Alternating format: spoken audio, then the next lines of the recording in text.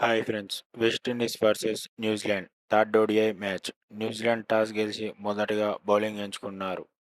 West Indies batter John Campbell retired hurt అయ్యాడు hamstring కారణంగా పరిగెత్తుతున్నప్పుడు.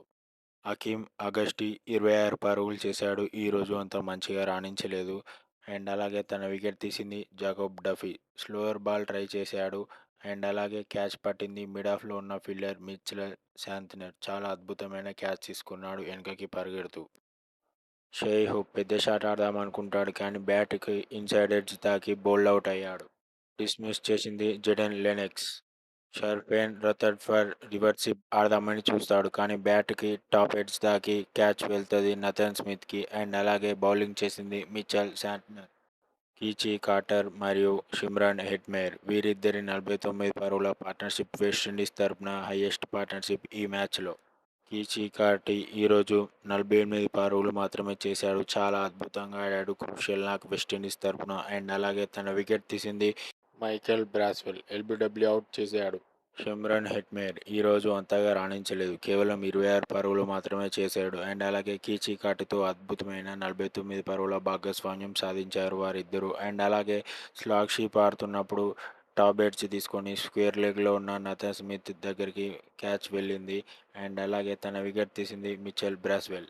West Indies టెయిలెండర్ batters అందరినీ బౌల్డ్ అవుట్ చేశారు న్యూజిలాండ్ బౌలర్స్. జెడెన్ లెనెక్స్ ఈరోజు చాలా ఎక్స్పెన్సివ్ కానీ కీలకమైన 4 వికెట్లు తీశాడు 10 ఓవర్లలో 52 పరుగులు ఇచ్చి. మిచెల్ శాంట్నర్ చాలా అద్భుతంగా బౌలింగ్ చేశాడు. కెప్టెన్ అంటే ఏందో బౌలింగ్ చేసి చూపించాడు ముందటుండి. అండ్ అలాగే 9 ఓవర్లలో 3 మేడిన్లు వేశాడు. 2 వికెట్లు తీసి 15 పరుగులు మాత్రమే ఇచ్చాడు. మైకెల్ బ్రాస్వెల్ కూడా చాలా అద్భుతంగా బౌలింగ్ చేశాడు. కీలకమైన 2 వికెట్లు తీశాడు. 33 పరుగులు మాత్రమే ఇచ్చాడు 10 ఓవర్లలో. అండ్ అలాగే ఒక ఓవర్ మేడిన్ కూడా వేశాడు. వెస్టిండీస్ టీమ్ స్కోర్ వచ్చేసి 140కి 10 వికెట్లు కోల్పోయారు 38 ఓవర్లలో. న్యూజిలాండ్ టీం మ్యాచ్ గెలవాలంటే 141 పరుగులు కొట్టాలి. న్యూజిలాండ్ బ్యాటర్ హెన్రీ నికోల్స్ ఈరోజు అంత మంచిగా రాణించలేదు. కేవలం 24 పరుగులు చేశాడు. అండ్ అలాగే కంప్లీట్గా బాల్ని మిస్ అయిపోయాడు. అండ్ అలాగే నేరుగా వెళ్ళి స్టంప్స్కి తాకింది. బౌల్డ్ అవుట్ చేసింది విటెల్ లాస్. మార్క్ చాప్మెన్ ఈరోజు స్పిన్కి అంత మంచిగా ఆడడం లేదు. అండ్ అలాగే విటెల్ లాస్ వేసిన బాల్కి ఎల్బిడబ్ల్యూ అవుట్ అయ్యాడు మిడిల్ లైన్ లెగ్లో.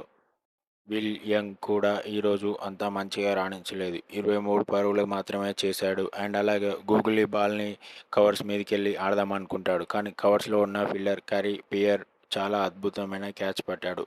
బౌలింగ్ చేసింది విటల్ లాస్. డారియల్ మిచెల్ ఎప్పుడు స్పిన్కి చాలా అద్భుతంగా ఆడతాడు కానీ ఈరోజు అంత మంచిగా ఆడలేదు స్పిన్ బౌలింగ్లో. కేవలం 28 పరుగులు మాత్రమే చేశాడు. అండ్ అలాగే క్యారీ పేర్ ఆమ్ బాల్ వేశాడు. బ్యాట్కి కింద లోగా వెళ్ళి స్టంప్స్కి తాకింది. అవుట్ అయిపోయాడు. అండ్ అలాగే టామ్ లెథమ్ మరియు డీన్ ఫాక్స్ క్రాఫ్ట్ ఇద్దరు కలిపి చాలా అద్భుతమైన పార్ట్నర్షిప్ సాధించారు క్రూషియల్ టైంలో. ఈ మ్యాచ్లో ఇదే హైయెస్ట్ పార్ట్నర్షిప్ 52 పరుగుల పార్ట్నర్షిప్. డీన్ ఫాక్స్ క్రాఫ్ట్ 22 పరుగులు చేశాడు. చాలా అద్భుతంగా బ్యాటింగ్ చేశాడు. అండ్ క్రూషియల్ టైంలో చాలా మంచి పార్ట్నర్షిప్ కూడా చేశాడు కెప్టెన్ టామ్ లెథమ్ తోటి. టామ్ లెథమ్ చాలా అద్భుతంగా బ్యాటింగ్ చేశాడు. అండ్ ఈరోజు 31 పరుగులు చేశాడు. క్రూషియల్ టైంలో మంచి పార్ట్నర్షిప్ కూడా చేశాడు డీన్ ఫాక్స్ క్రాఫ్ట్ తోటి. న్యూజిలాండ్ టీమ్ స్కోర్ వచ్చేసి 141 for 4 in 40 overs. West Indies bowler విటెల్ లాస్ చాలా అద్భుతంగా బౌలింగ్ చేశాడు. అండ్ అలాగే కరెక్ట్ టైమింగ్లో వికెట్లు కూడా తీశాడు. క్రూషియల్ టైంలో 3 వికెట్లు తీశాడు. అండ్ అలాగే 39 పరుగులు మాత్రమే ఇచ్చాడు 10 ఓవర్లలో. కరీ పియర్ కూడా చాలా మంచి బౌలింగ్ ప్రదర్శన చూపించాడు. 10 ఓవర్లలో 26 పరుగులు ఇచ్చి ఒక వికెట్ తీశాడు. అండ్ అలాగే ఒక ఓవర్ మెయిడిన్ కూడా వేశాడు. న్యూజిలాండ్ టీం వెస్టిండీస్ టీంపై 6 వికెట్ల తేడాతో మ్యాచ్ గెలిచింది. ప్లేయర్ ఆఫ్ ది మ్యాచ్ వచ్చేసి జెడెన్ లెనెక్స్.